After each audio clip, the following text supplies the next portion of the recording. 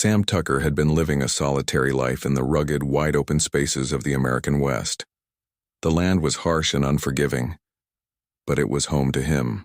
A cowboy by trade, Sam spent his days on horseback, moving cattle from one pasture to the next, his only company being the whistling wind and the occasional cry of a hawk circling high in the sky. He wasn't the type to complain, nor did he like talking much. The past few years had been quiet for him, marked only by the absence of the woman he once called his wife. Lucy had been the light of his life, but one cold winter, she fell ill with a fever that wouldn't break. No doctor could cure her, and after a few weeks she was gone. Since then, Sam had been alone. The grief of losing Lucy had followed him everywhere. It wasn't just her death that hurt him. It was the emptiness that came with it. The silence in his home, the absence of laughter, the lost warmth of shared moments. Sam had never been the type to express his emotions, so he bottled them up inside, burying them deeper and deeper with each passing day. Every so often, Sam would visit the small town on the edge of the plains to pick up supplies. It wasn't much of a town, just a few dusty streets, a couple of saloons, and a handful of shops. But it was enough to meet his needs. The people in town knew him, though they rarely spoke to him. Sam wasn't exactly a social man. He liked his space, his solitude, and the quiet that came with it. However, even someone like Sam couldn't avoid the occasional evening in the local saloon, where he would nurse a whiskey and try to shake off the feeling of being watched by the curious townsfolk. One evening, as the sun dipped below the horizon and the sky darkened to a deep, angry gray, Sam made his way into the saloon.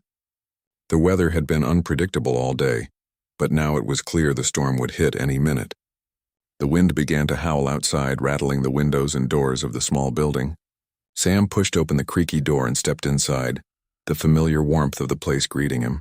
He tipped his hat to the bartender, who already had a glass of whiskey waiting for him.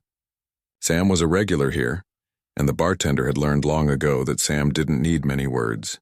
The two exchanged a nod, and Sam took his seat by the window, where he could look out into the darkening world. The storm arrived soon after, and rain began to pour, slashing against the windows like 1,000 tiny needles. Sam wasn't bothered by the storm. It was just another part of life out here. He took a sip of his drink and looked out into the dark. The only sound in the saloon now was the occasional clink of glasses and the soft melodies of a piano playing in the corner. Sam had seen his fair share of strange things in this place, but tonight felt different. The door to the saloon creaked open again, and Sam's gaze shifted toward it. A woman had entered, her silhouette dark against the stormy night outside. She stepped inside, and the room seemed to go quiet for a moment. Even the piano player paused, his fingers hovering over the keys as he looked at her. She was wearing a long, weathered coat, her dark hair damp from the rain. But it was her eyes that caught Sam's attention. They were deep, almost haunting, filled with a sadness that seemed to match the storm raging outside. She was Clara Whitaker, a widow who had lived in town for as long as Sam could remember. People spoke of her in whispers, but not many knew much about her. She was quiet, always keeping to herself, and rarely spoke to anyone except for the brief pleasantries when she went to the general store. Sam knew her name, but he had never really paid much attention to her. The townsfolk said she was different, that there was something about her that made people uneasy. Clara didn't look around as she entered. She walked straight to the bar, ordered a drink, and took a seat by herself. Sam watched her from the corner of his eye, feeling the strange pull of her presence. He was used to being alone, but tonight something about her loneliness mirrored his own. He felt an odd connection to her, one that he couldn't explain. The storm outside raged on, the rain slashing against the windows, but inside the saloon, things were calm. The piano player resumed his tune, and the low murmur of conversation began again. Yet Sam couldn't help but notice how everyone seemed to stay away from Clara. She sat there alone in her quiet corner, her drink untouched. Sam thought about leaving, after all. He wasn't one for long conversations, but something about the way she sat there so still and distant made him pause. Just as he was about to turn away and finish his drink, he heard her voice. It was soft, barely above a whisper, but it cut through the noise of the storm. "I'm soaked, but not from the rain." The words were slow, deliberate. Sam didn't know what to make of it at first. Was she speaking to him? To herself? He glanced over at her, and their eyes met for a brief moment. Clara's gaze was filled with something, perhaps sadness, perhaps something more. He couldn't tell, but there was a weight in her words that made him pause. He felt an impulse, a strange desire to respond, to ask if she was okay, but the words stuck in his throat. Instead, Sam did what he always did. He took another sip of his whiskey and stared out the window, pretending not to notice her. But Clara's words stayed with him. As the storm grew fiercer outside, Sam knew he couldn't stay here much longer. He stood up, tossed some coins on the bar, and made his way toward the door. Just before he reached it, Clara's voice called out again. "Don't leave," she said, her tone soft yet pleading. "It's not just the rain that makes me soaked." Sam hesitated. He wasn't one for talking, especially not to strangers, but there was something in her voice that made him stop. He turned around slowly and walked back to her table. "What do you mean?" he asked, his voice gruff but kind. Clara looked up at him, her eyes tired and filled with unspoken words. "I mean, the rain. It's not what's really soaking me." She paused, and for a moment the weight of her words hung in the air. "It's everything else. Everything I've lost." Sam didn't know what to say. He had lost so much himself, his wife, his friends, the sense of belonging he once had. He could feel her pain, could almost taste it in the air. It was something he had never expected to find in this small town, in the middle of the storm. But there it was, as clear as day. Without a word, Sam nodded, then offered his hand. "Want me to walk you home?" he asked, his voice low but genuine. Clara seemed to hesitate for a moment, as if unsure. But then, with a small, almost imperceptible nod, she stood up, accepting his offer. Together they stepped out into the storm. The rain was still falling, but this time it didn't feel as cold. The weight of the world, it seemed, had shifted.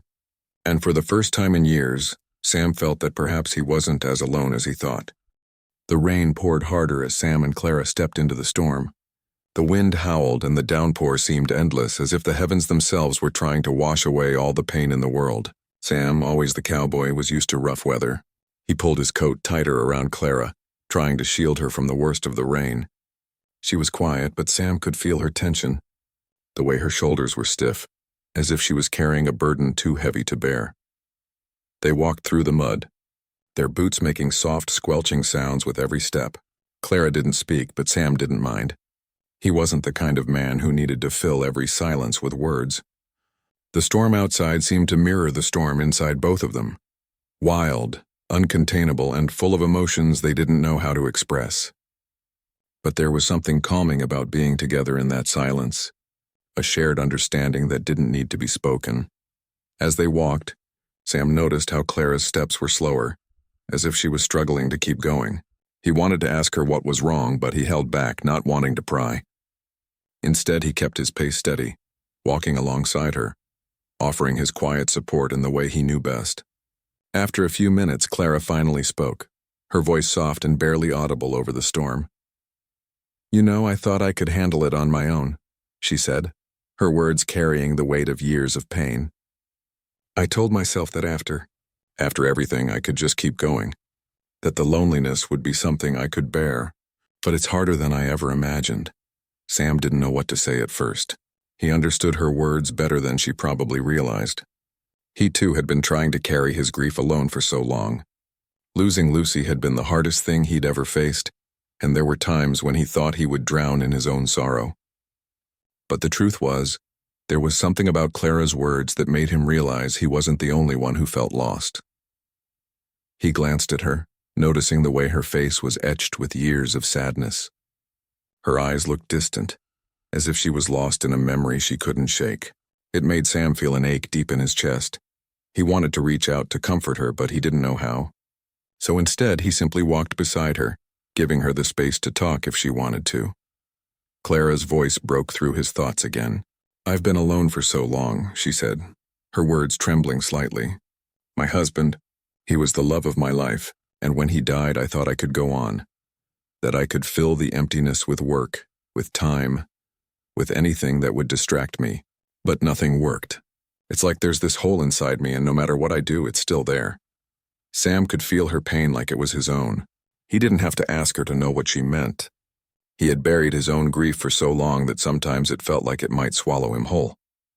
But he had never spoken about it, never allowed anyone to see how much he hurt. Listening to Clara now made him realize how much he had kept inside, how much he had allowed his pain to build up without ever giving it an outlet. They reached Clara's cabin after what seemed like hours, though it had only been a few minutes. The rain had softened slightly, but the storm was still strong enough to make the night feel heavy. Sam could see the glow of light coming from the cabin's window, casting a warm golden hue on the rain-soaked ground. It looked like a safe haven, a place of peace in the middle of the wild storm. Clara stopped at the door and looked at Sam, her face still shadowed by the storm inside her. "Thank you for walking me home," she said, her voice quiet but sincere. "I didn't think I would make it out there alone." Sam nodded, not knowing what else to say. "You don't have to be alone, Clara," he said, his voice steady. But there was something in it, something that made it more than just an offer of kindness. "Not if you don't want to be." Clara's eyes widened slightly, as though she had never heard someone say those words to her before. She took a deep breath and stepped inside, but she didn't close the door right away. Instead, she looked at Sam, a look of uncertainty in her eyes. "I've been alone for so long," she said, almost to herself. "I don't know how to let someone in again." Sam didn't move, but his heart felt like it was about to break for her. He understood that feeling all too well. He had built walls around himself, kept everyone at a distance because it hurt too much to let anyone in. But now, standing in front of Clara, he realized that maybe it was time to stop hiding from the pain. "I get it," he said softly, his voice steady despite the emotion swelling inside him. "But it's okay to let someone help. You don't have to carry it all alone." Clara hesitated for a long moment. Sam could see the battle playing out in her eyes, the conflict between the desire for connection and the fear of being hurt again. Finally, with a quiet sigh, she stepped aside and motioned for him to come in. The warmth inside the cabin hit Sam like a wave. The fire crackled in the hearth, casting flickering shadows on the walls. It smelled like wood and the faint scent of something cooking, though Sam wasn't sure what. Clara walked to the small table by the fire and sat down, her posture still tense but softer now, as if the storm had begun to subside within her. Sam took a seat across from her, his boots making a soft noise as they hit the wooden floor. For a few moments, neither of them spoke. The only sound in the room was the crackle of the fire and the occasional gust of wind rattling against the windows. Finally, Clara broke the silence. "I don't know what to do anymore," she said, her voice low. "I've been pretending for so long that I could handle it all, that I didn't need anyone, but now I don't know how to go on." Sam watched her, his heart heavy with understanding. He had been pretending too, pretending that he was fine, that the loneliness didn't get to him. But in that moment, with Clara sitting there so raw and open, he realized that they both had been carrying their grief for far too long. "You don't have to have all the answers right now," Sam said gently. "It's okay to not know. Sometimes just having someone there, that's enough." Clara looked up at him, her eyes glistening with unshed tears. For the first time since Sam had met her, she seemed to let go of the walls she had built around herself. She let out a quiet laugh, but it was a sad one, full of the weight of her years of loss. "You're right," she said softly. "I've been trying to do it all alone. But maybe I don't have to anymore." For the first time in years, Sam felt something stir inside him, a warmth he had forgotten existed. It wasn't love, not yet, but it was something more than loneliness. It was the start of something new, a quiet promise that neither of them would have to face the storms of life alone anymore.